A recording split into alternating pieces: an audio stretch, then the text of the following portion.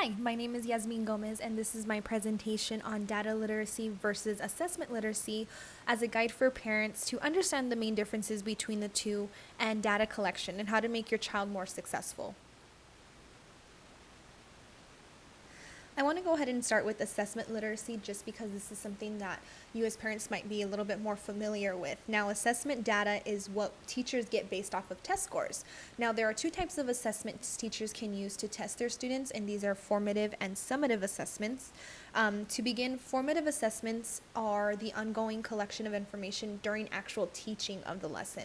Now, this is what teachers do maybe by asking a question to check for understanding, or a quick exit ticket that we can give to your students to make sure that they're grasping the lesson and the concept right then and there. That way we as teachers know if we need to accommodate or modify our teaching for those students that are needing it. Now, summative assessments are what you're familiar with as tests or quizzes. Now, this is an assessment given at the end of a lesson or the end of the unit to determine the mastery of the student based on the materials and the skills that were taught at that time. Data literacy is us as teachers recognizing the difference and diversity that each student has to offer. Now, when we do gather data, there's no reason that we should never, take that into consideration because each child is so different. And, we want to make sure that we have an understanding of how they learn. That way we know how to instruct. The type of data we collect for data literacy is anything from demographics to attendance, health or behavioral issues, any type of observations that we observe during classroom activities, and even things such as transportation data of how they're getting to and from school. So, in fact, assessment literacy is a component of data literacy. And overall, data literacy is the ability to gather this information to help determine our next steps for instruction as teachers. As teachers, we do want to let you know that we always want to be data literate and that we understand the difference between data and which data to use when preparing that actual instruction. We want to translate this knowledge into actionable steps. That way we make informed decisions of what type of instruction each student needs, because that is very important to make sure that we're individualizing all our lessons for them. And that way we can also explain it to all the parties involved, that are the students and the parents in these circumstances. So just to let you know, the purposes of data collection is to guide our teaching instruction. Data literacy is a big team effort between the parent, the educator, and the student. Students should be able to set their own goals and write their next steps that they're going to take to reach those goals, and even track their progress to have evidence of that improvement. And when students get involved in the process of setting their goals, they not only learn more, but they also become more motivated individuals, and you're setting them up for success for future endeavors. A great way to begin goal setting with your child is to start small, with an obtainable goal. For example, a goal can start with something as simple as making his or her own bed every morning, with the reward of going out for ice cream, for example, at the end of the week.